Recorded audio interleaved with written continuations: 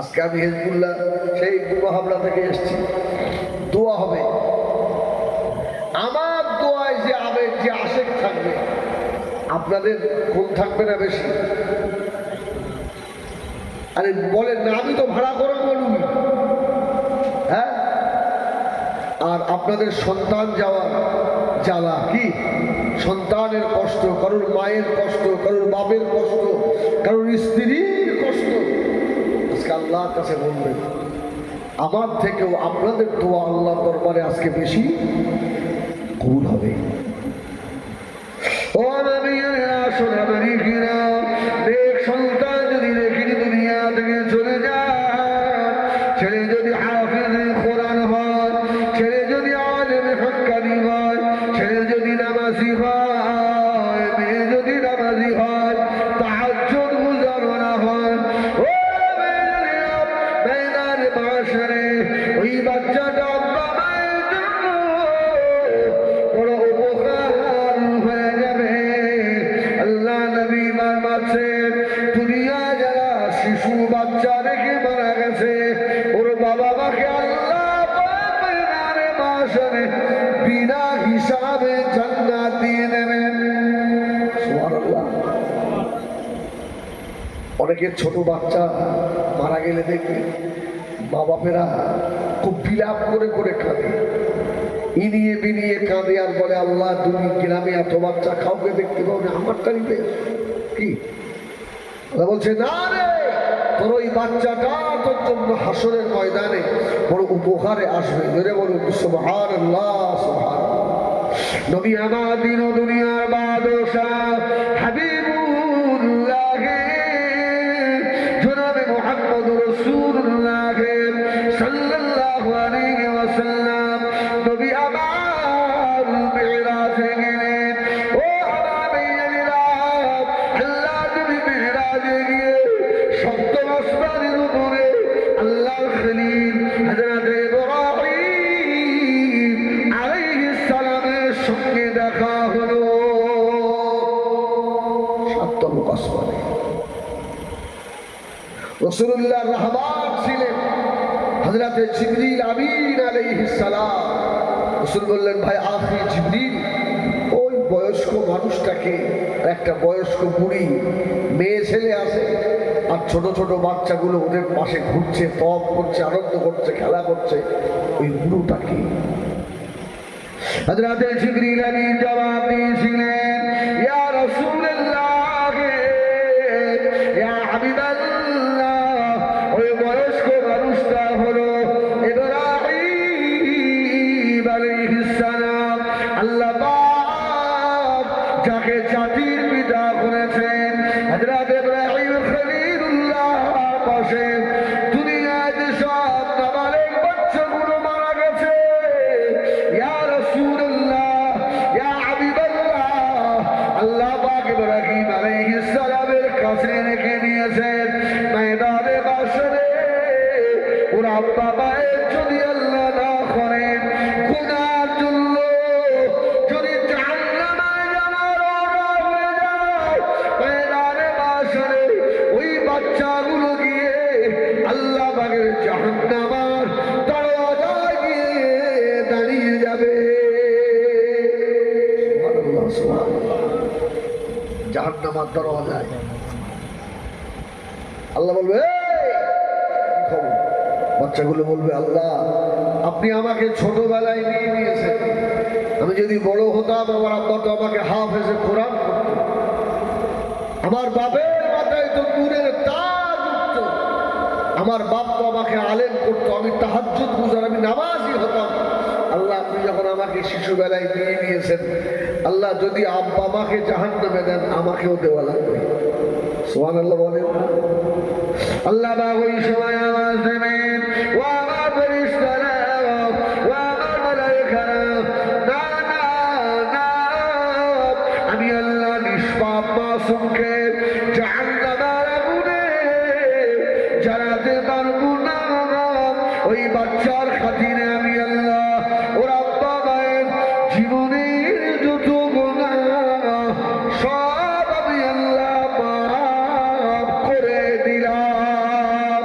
ও আমার মালায়েকারা, ও আমার ফেরেশতারা, যাও যাও যাও, ওই বাচ্চার সঙ্গে ওর আব্বা মাকেও আমি আল্লাহ আমার দয়ার জান্নাত আল্লাহ নসিব করে দিলাম। সুবহানাল্লাহ।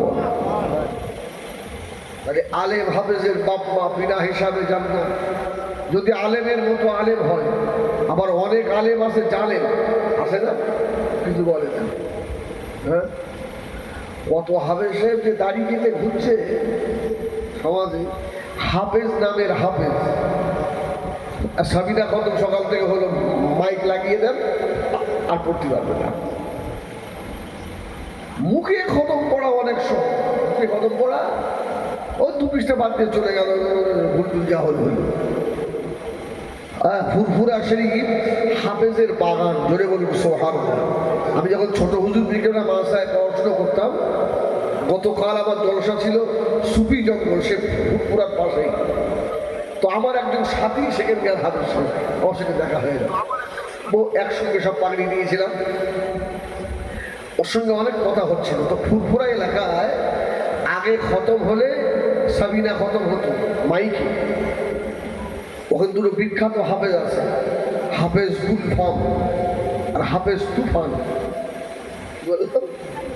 হাফেজ তুফান আর হাফেজ গুলফাম, তাদের পড়া শুনলে কলিজা ঠান্ডা হয়ে যাবে। হাফেজ গুলফাম বলতেন, আমি যদি সাবিনা পড়ি, যার জন্য মেয়ে ছেলে রাতের অন্ধকারে হারিকেন নিয়ে না ছুটে আসে, আমি কি কোরআন পড়লাম? ভাই আল্লাহ কোরআন শুনতে ভালো লাগে কেন লাগে? হ্যাঁ, আগে আমাদের এদিকে সব সাবিনা খতম হতো না মাইকে, তবে মাইকে পড়ে একটু অসুবিধা আছে। কি অসুবিধা নেই? একটু অসুবিধা আছে, যাই হোক আল্লাহ মাফ করেন। তো হাফেজের মতো হাফেজ যদি হয়, তার আব্বা মাকে আল্লাহ বিনা হিসাবে জান্নাত দেবে। জোরে বলুন সুবহানাল্লাহ। আলেমের মতো আলেম যদি বানাতে পারে, কোনো বাপ মায়ের সন্তান যদি বিকলাঙ্গ হয়, আছে না বিকলাঙ্গ, হ্যান্ডিক্যাপ, এর হয়তো দুনিয়ায় কিছু কষ্ট পাবে। ওই বিকলাঙ্গ আব্বা মাকে আল্লাহ বিনা হিসাবে জান্নাত দেবে। অনেকে আছে এই দুনিয়ায় সন্তান আল্লাহ বাদ দিয়েছে, ওই সন্তানটা পাগল। ও এই পাগল সন্তানের আব্বা মাকে ময়দানে মাশারে আল্লাহ বিনা হিসাবে আল্লাহর রহমতের জান্নাত আল্লাহ নসিব করাবে। ও ভাইজানেরা, আল্লাহ কোরআনে জানালেন, ইয়াউমা লা ইয়ানফাউ মালুন ওয়ালা বানুন ইল্লা মান আতাল্লাহ বিকলবিন সালীম। সুবহানাল্লাহ। সন্তান ধন দৌলত কোনো উপকারে আসবে না, ইল্লা মান আতাল্লাহ, যারা আল্লাহর দিকে আগিয়ে এসেছে, বিকলবিন সালীম, যাদের অন্তর কল্পটা শুদ্ধ বুদ্ধ পরিষ্কার করেছে, এরাই কামিয়াবি হবে। জোরে বলুন সুবহান। এই সন্তান যেমন আপনার আমার জন্য নাজাতের জারিয়া হবে, আবার এই সন্তানের কারণে জাহান্নামেও যাওয়া লাগবে না, লাগবে না? এই জন্য আল্লাহ বললেন, ইয়া আইয়ুহাল্লাযীনা আমানু, হে ঈমানদারেরা, লা তুলহিকুম আমওয়ালুকুম ওয়ালা আওলাদুকুম আন যিকরিল্লাহ। তোমাদের মাল, তোমাদের ধন সম্পদ, তোমাদের আওলাদ যেন আল্লাহর জিকির থেকে তোমাদের গাফেল করে না দেয়। এখন বলে, রাসূলুল্লাহ বলেছেন ওই মানুষটাই জ্ঞানী বুদ্ধিমান যে দুনিয়ার থেকেও আখিরাতকে বেশি প্রাধান্য দেয়। কি দেয়? কি দেয়? দুনিয়ার থেকেও আখিরাতকে বেশি প্রাধান্য দেয়। কিন্তু আমরা খোঁজ নিয়ে দেখলে বুঝতে পারবো যে আমরা আখিরাতের থেকেও দুনিয়াটাকে প্রাধান্য বলেন না, বলেন না, আমরা বেশি দিই। একটা মানুষ সারা রাত মেহনত করছে, সারা রাত ভ্যান চালাচ্ছে, কি দুটো খাবে, দুনিয়ায় কদিন একটু সুখে থাকবে। এই জন্যই তো। আচ্ছা, ওই মানুষটা কি একটু ভেবে দেখেছে যে আমি দুনিয়ার জন্য এতটা মেহনত করি, এর থেকে যদি 10 ভাগের 1 ভাগ আল্লাহর জন্য দিতাম, তাহলে আমার তো হাসর ভালো হয়ে যেত, আমার কবর ভালো হয়ে যেত, আমার মিজান সিরাত ভালো হয়ে যেত। জোরে বলুন সুবহানাল্লাহ। অক্লান্ত মেহনত করে এসে খাওয়ার সময় পায়, কিন্তু নামাজের সময় হয় না। ও যে খাওয়ার সময় বিসমিল্লাহটাও বলে না, ও লোকমায় হাত দিয়ে এটা একটু চিন্তা করে না যে এই রিজিকটা কে আমাকে দিয়েছে, কে আমাকে খাওয়াচ্ছে, এই হাত তোলার ক্ষমতা কে দিল, এই এত ভালো মন্দ খাই, এই হজম হয় কার হুকুমে, আবার এগুলো বার হয় কার হুকুমে। যে আল্লাহ স্বাস্থ্য ভালো রেখেছে, অন্তত খাওয়া দাওয়া করে ওই আল্লাহকে সিজদা করে একটু সুবহান রাব্বিয়াল আলা এটা একটু বলে নি। আল্লাহ বলছে, বান্দা এতটুকু যদি বলতে পারিস, আমি আল্লাহ তোর রিজকে আরো বরকত দিয়ে দেবো। সুবহান। এই জন্য অনেক মুসল্লি আছে দেখবেন, জুমার দিনে মাঠে ধান লাগাচ্ছে, ধান রুপছে, অল্প 1 পাই বাকি, এদিকে মসজিদ আদম শুরু হয়ে গেছে। জুম্মা হাইয়া আলাস সালাহ,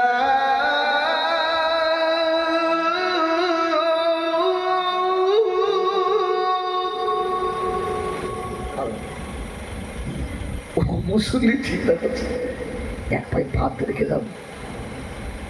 আল্লাহ কোরআনে জানালেন, ইযা নুদিয়া লিস-সালাতি মিন ইয়াউমিল জুমআতি ফাসআউ ইলা যিকরিল্লাহি ওয়া যারুল বায়' যালিকুম খায়রুল লাকুম ইন কুনতুম তা'লামুন।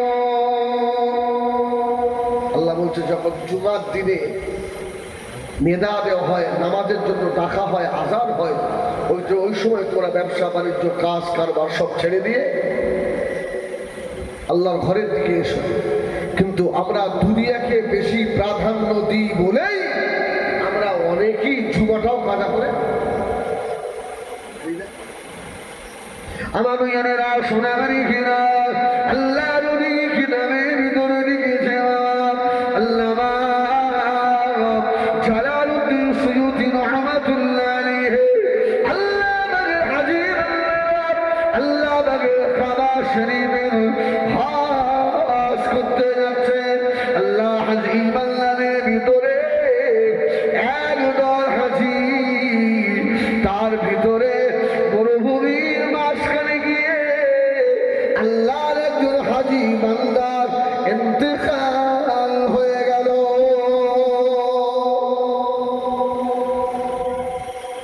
মারা গেছে, হাজী সাহেব মারা গেছে। এখন কাফেলার কেউ যদি মারা যায়, সব মানুষ অস্থির হবে না? হবে না? একে তো দাফন করতে হবে।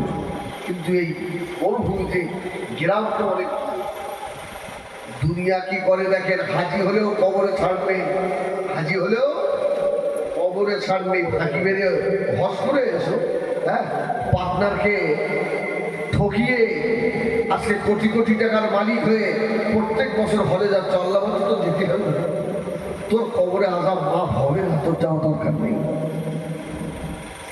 আমার মেয়েরা সোনাগারি কিনা আল্লাহ বাগে হাজী বান্দারা ওরা হয়ে গেল। আমাদের সাথী ভাই আল্লাহ খাবার মেহমান এখন মারা গেল, কে মাঝখানে গোসল দেবে, কে কাপড় পরাবে, কবর খোঁড়ার জন্য কোদাল ভাড়া দরকার, কোথায় পাবো বাবা? আল্লাহ হাজি বান্দারা মরুভূমির পথ দিয়ে হেঁটে হেঁটে গিয়ে একটা গ্রামের ভিতরে ঢুকলো। একটা বাড়িতে ঢুকে দেখছেন একটা মহিলা, কি খবর? বলছে দেখো মা, আমরা হাজি সাহেব হজে যাচ্ছিলাম, আমাদের একজন সঙ্গী সাথী মারা গেছে, তার কবর খুঁড়তে হবে, তোমাদের কোদাল ভাওড়াটা হবে? বলে দেওয়া যাবে, তবে আমার বাড়িতে আবার দিয়ে যেতে হবে। ঠিক আছে, আমারও দিয়ে যাচ্ছি, দিয়ে যাবো। আল্লাহ হাজি বান্দার কবর খোঁড়ার জন্য যখন কোদাল ভাড়া নিয়েছে মরুভূমির মাঝখানে কবর খোঁড়া শুরু হয়ে গেল বাবা। কোন কোন হাজি সাহেবরা সাথী সঙ্গীটাকে গোসল দিচ্ছে বাবা, কেউ বা কাপড় কাটছে।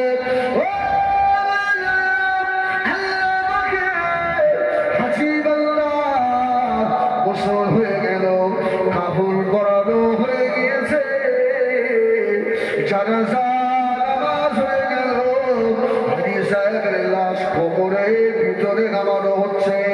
দুইজন হাজি সাহেব কবরের ভিতরে নামলেন, লাশটাকে ধরে কবরের ভিতরে শোবে, দোয়া করছেন বিসমিল্লাহ ওয়ালা মিল্লাতি রাসূলিল্লাহ, বিসমিল্লাহ ওয়াবিল্লাহ ওয়াফি সাবিলিল্লাহ ওয়ালা মিল্লাতি রাসূলিল্লাহ।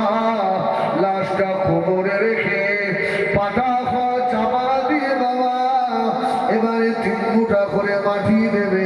মিনহা খলাকনাকুম ওয়া ফিহা নুঈদুকুম ওয়া মিনহা নুখরিজুকুম তারাতান উখরা।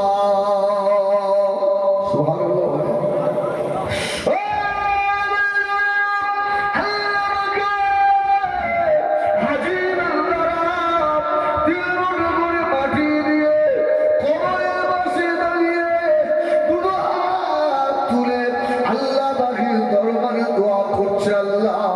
এই মানুষটা তো হজ পাকে যাচ্ছিল, ভালো মানুষ, আল্লাহ মাফ করে দেন, ক্ষমা করে দেন, আল্লাহ এর খবরটাকে জান্নাতের টুকরা বানিয়ে দেন।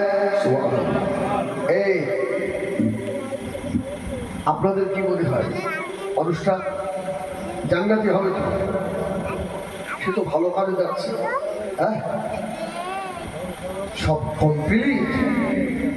দেখছে সেই কোদাল ভাওড়াটা কবরের মধ্যে রয়েই গেছে। এরা তো মুসাফির, কারো বাড়িতে ওখানে হয়, কিন্তু ওরা যে ওয়াদা করে এসছে কোদাল তোর বাড়িতে পৌঁছে দেবে।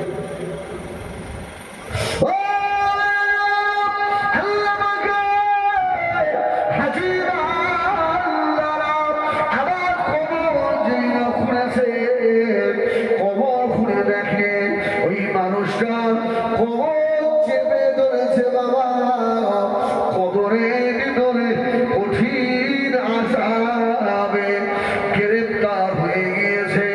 এরা কোদালটা তুলে নিয়ে অবাক, এতগুলো হাজি বান্দা ওর জানাজা করলাম, আল্লাহ আলেম বান্দা দিয়ে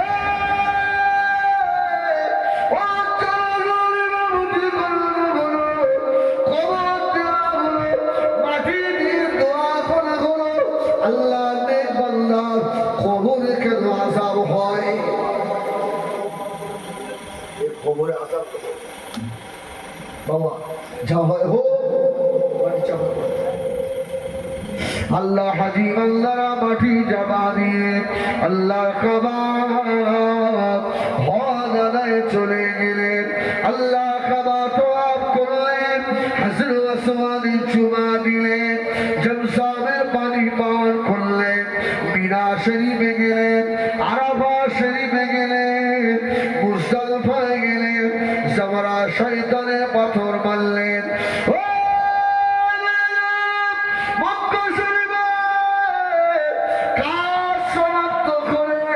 হাজী সাহেবের মদিনা শরীফে রওনা। আল্লাহ নবীর মাজারের পাশে দাঁড়িয়ে আল্লাহ নবীকে সালাম দিলেন, আসসালাতু ওয়াসসালামু আলাইকা ইয়া রাসূলুল্লাহ ইয়া হাবিবাল্লাহ। 8 দিন থেকে হাজী বান্দারা এবারে বাড়ির দিকে রওনা। হয়তো নাকি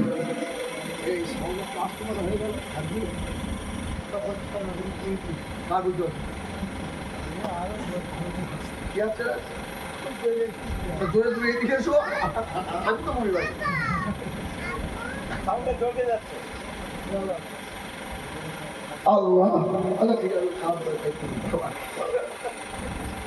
আমার ভাইয়েরা, এই যে তো দেখবে ওমর হুজুর যখন রস করে খেয়াল করবেন, এই বক্সটা আমার দিয়ে কর, নিজের জলসা নিজেকে শুনতে হয়। আর এরা সেটা ভালো বসে, এই যে ওরা আগে তো আমার খুব কাছের লোক, আমাদের সব জলসায় পেয়ে থাকে, আর এই সেটটাও ভালো, খারাপ। এই জন্য বক্তার নিজের সাউন্ড নিজে শুনলে একটু কষ্ট। আর আমরা তো আস্তে আওয়াজ করি না, আমরা তো চেল্লাই, হ্যাঁ হবে না। আল্লাহু আকবার, একবার দরুদ শরীফ আল্লাহুম্মা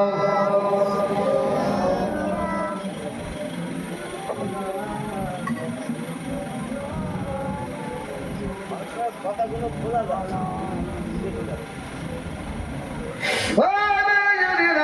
সোনা মালিকেরা নবী আমার দিন দুনিয়া বাদশা বান্দারা জিয়ারত করে আল্লাহ হাজী বান্দারা বাড়িতে ফিরে এসে ওই হাজীর বাড়িতে খবর দিল, তোমার বাবা নেই। রাস্তায় যাওয়ার সময় মাটি দিয়ে আমরা চলে এসেছি, তবে বাবা রে বড় আশ্চর্যের বিষয়, তোমার আব্বাকে দাফন করে আমরা যখন চলে আসব, আমরা আবার কবরটা যে কোনো কারণে খুঁড়ে দেখলাম তোমার আব্বার কবরের ভিতরে কঠিন আযাবে গ্রেফতার।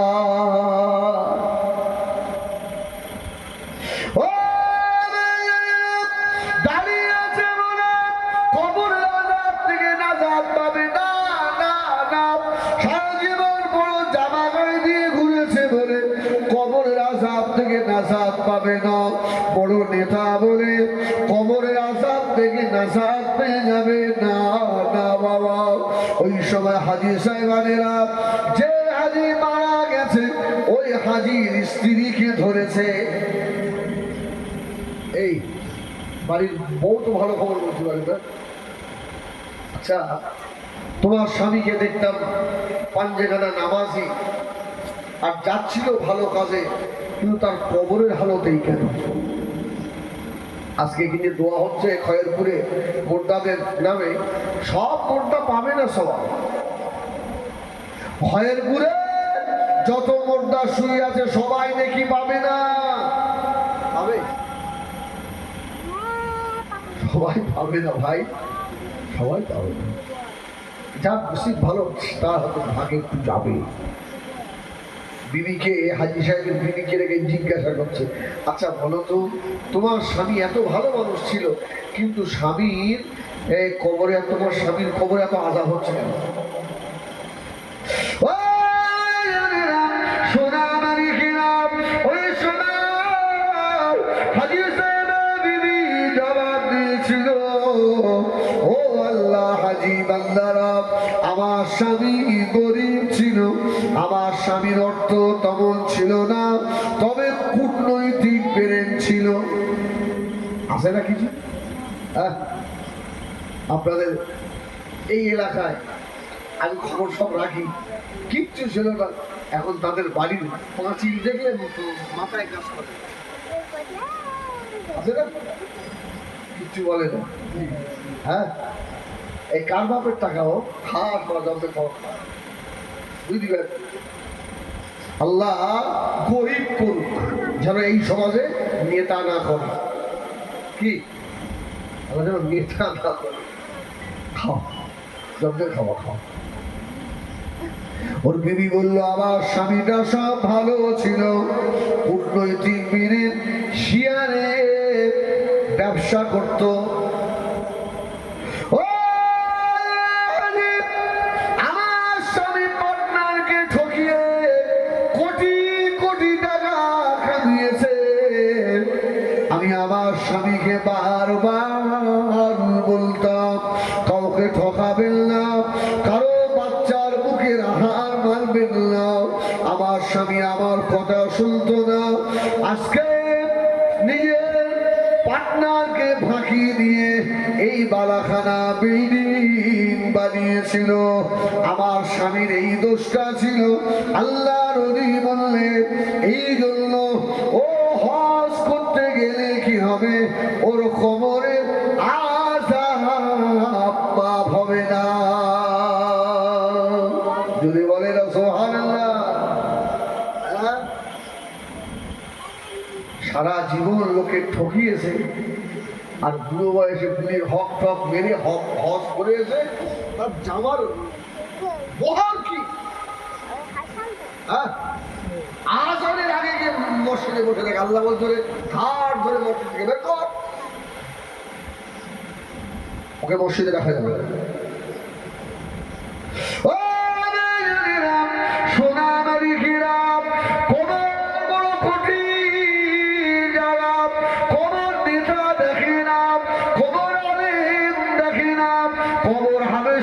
দেখে না, কবর পীর সাহেব দেখে না, পীরজাদা দেখে না, মাতব্বর দেখে না, মাতব্বরের ছেলে দেখে না, কবর দেখে ফালিয়ামাল আমালান সালেহা।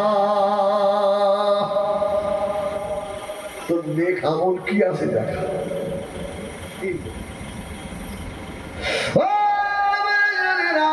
নবী আমার দিল দুনিয়ার বাদশাহ হাবিবুল্লাহ জনাবে মুহাম্মদুর রাসূলুল্লাহ সাল্লাল্লাহু আলাইহি ওয়াসাল্লাম।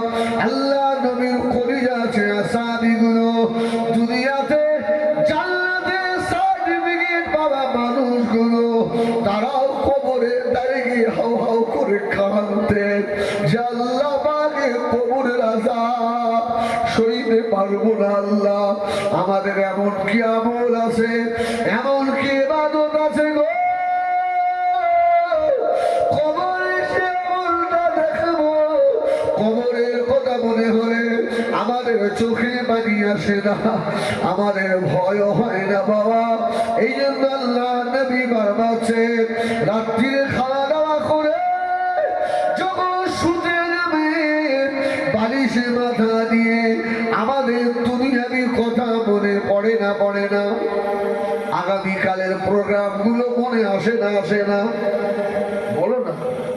সকালে উঠে মাঠে যাবো, মানে পটলের ফুলটা ছোঁয়াবো, কি ওখান থেকে বাড়ি এসে দুটো মারলে ফুলের হাটে সবজি বাজার যেতে হবে, ওখান থেকে পানি হাতে একটা ঘুমি কিনে আনবো, কি মাছটা ধরতে।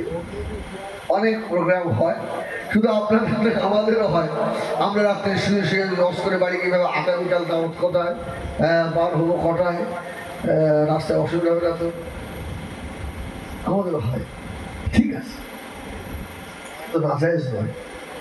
আল্লাহ নবী বারবারছে, রাত্রে বিছানায় মাথা দিয়ে বালিশে মাথা দিয়ে একবার একটু মনে মনে করো, আমি এখন মরে গেছি।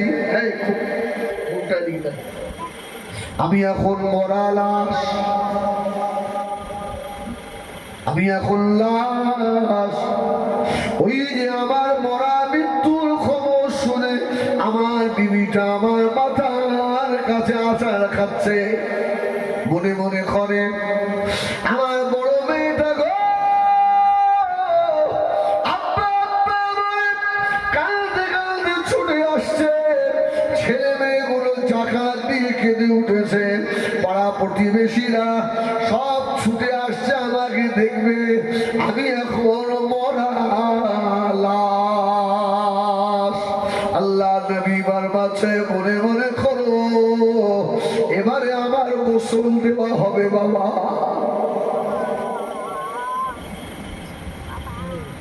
জীবনের আখিরি গোসল, জীবনের শেষ গোসল।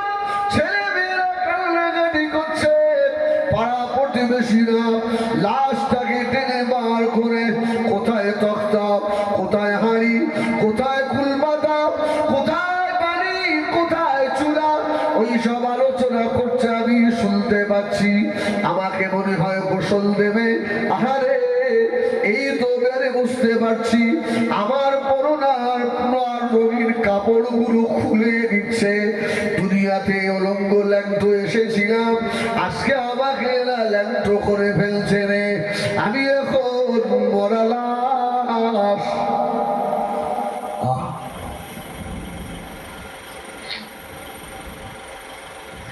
আমি এখন মরা লাশ। আমার লাশটাকে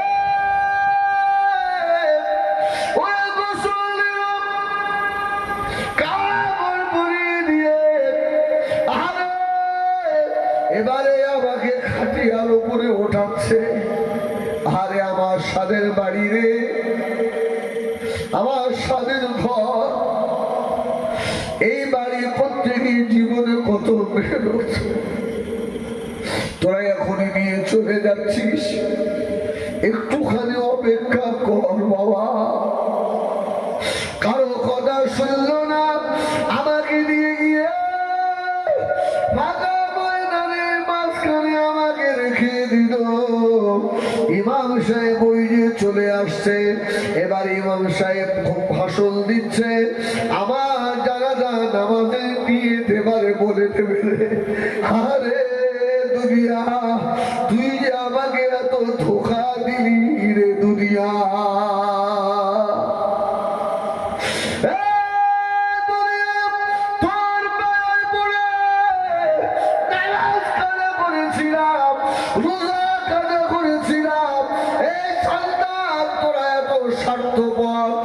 আবার বিবি তুই এত স্বার্থপর, তোদের সুখে রাখতে গিয়ে পরের জমি ভাগনা করেছি, তোদের সুখে রাখতে গিয়ে পরের মাল চুরি করেছি, তোদের সুখে রাখতে গিয়ে জুমার নামাজ, এশার নামাজ, ফজরের নামাজ কাজা করেছি।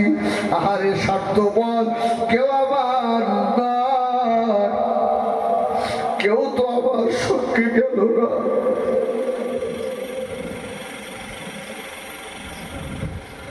এই যে আমার জানাজা হয়ে গেল, একা একা আল্লাহ নবী বলছেন মনে মনে করো। এবারে চার জোড়া খালি করে নিয়ে কবরে গিয়ে আমার লাশটাকে নামিয়ে দিল। নিষ্ঠুর। এবারে আমি কবরে শুয়ে পড়লাম। আহারে একটা জানালাও নাই, দরজাও নাই, আমাকে চাপা দিয়ে ওরা এখনই চলে যাবে।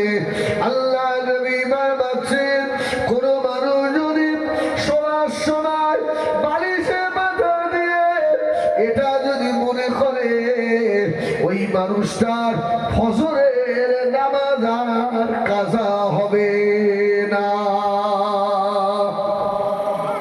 হবে।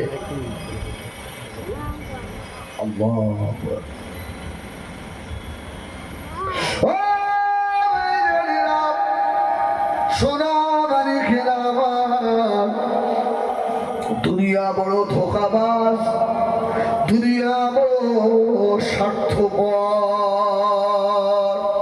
আল্লাহর আর একজন হাজী বান্দা আল্লাহ পাকের হজের উদ্দেশ্যে রওনা হলেন। হাজী বান্দাটা মারা গেল রাস্তায়। হাজী সাহেব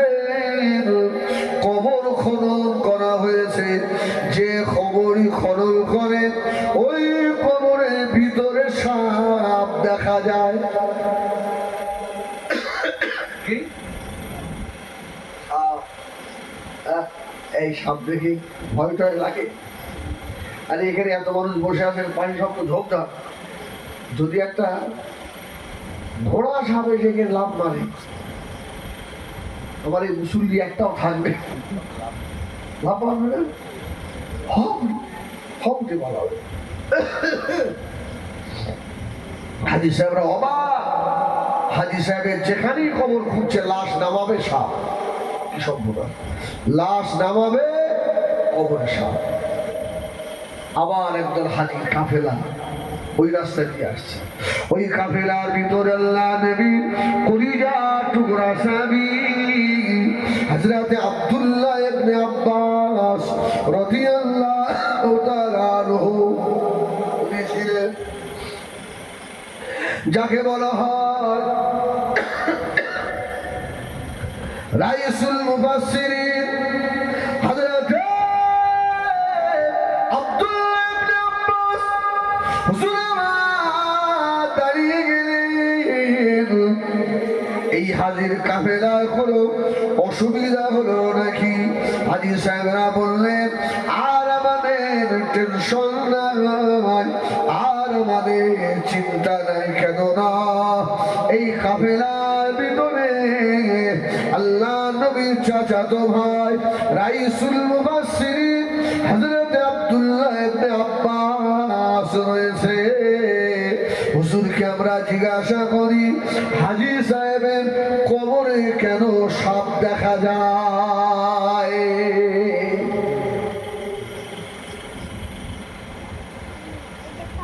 হুজুর এলেন, হাজী সাহেব বলল, হুজুর আপনি তো রাসূলুল্লাহ সাহাবী, আপনি বলেন এর কবরে যেখানেই কবর খুঁজছি সাপ বার হচ্ছে।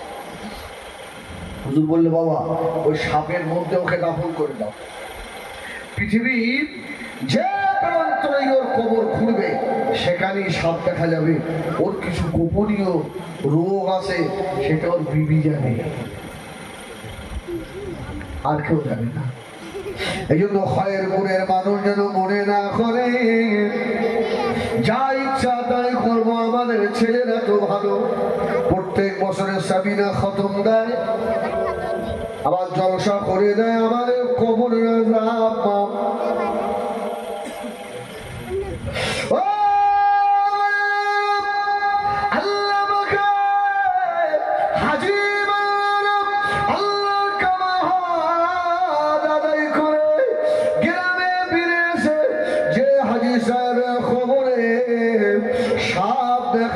ছিল ওই হাজী সাহেবের বিবি সাহেবাকে জিজ্ঞাসা করা হলো, তোমার স্বামী রাস্তায় মারা গেছে, যেখানে কবর খনন করা হয় সেই কবরের ভিতরে সাপ দেখা যায়, তোমার স্বামীর ভালো গুণ আর খারাপ গুণ কি ছিল বলো?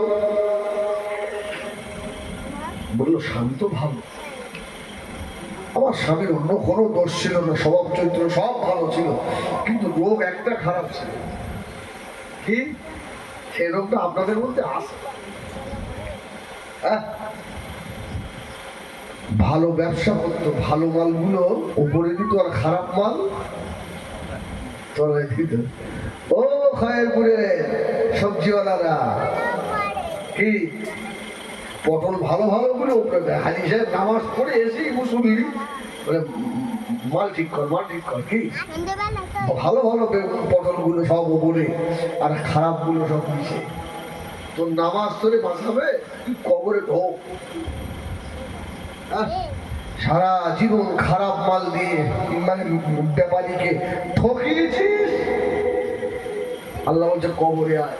খারাপ মাল যদি থাকে ব্যাপারীকে বলে দেবেন যে কিছু মাল খারাপ থাকতেও পারে।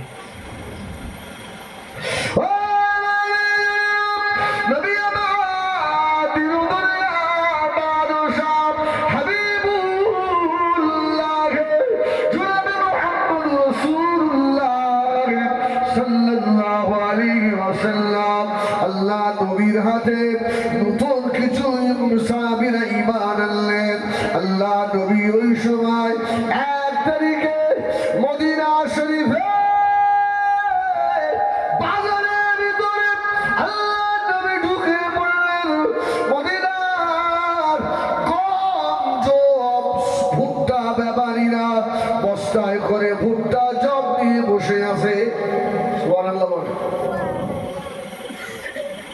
আবার রাসূলুল্লাহ ঘুরতে ঘুরতে আস্তে আস্তে জবের বস্তায় হাত ঢুকিয়ে দেখছে উপরে শুকনো তলায় সব ভিজে,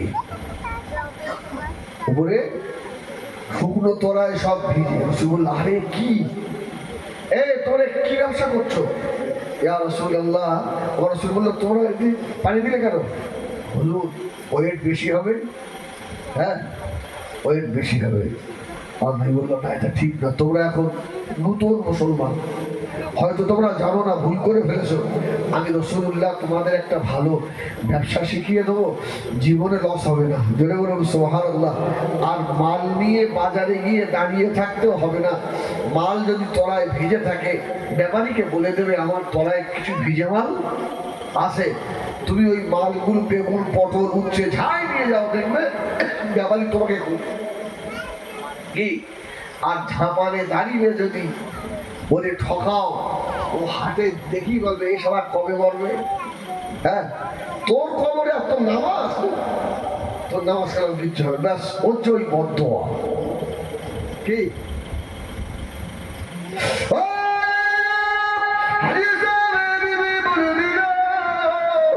আমার স্বামী নামাজ পড়তে, তাহাজ্জুদ পড়তে, স্বামী আমার আল্লাহওয়ালা, অনেকবার হজ আদায় করেছে। স্বামী আমার খারাপ মাল তোলায় দিয়ে ওপরে ভালো মাল দিত। এই জন্য আমার স্বামীর কবরে, যেখানে কবর খোলা হয় ওখানে কবরের ভিতরে সাপ বার হয়। ও আমার বেইমানেরা, কবরের আযাব থেকে নাজাত পেতে গেলে কি ব্যাপারীকে ঠকানো যাবে না।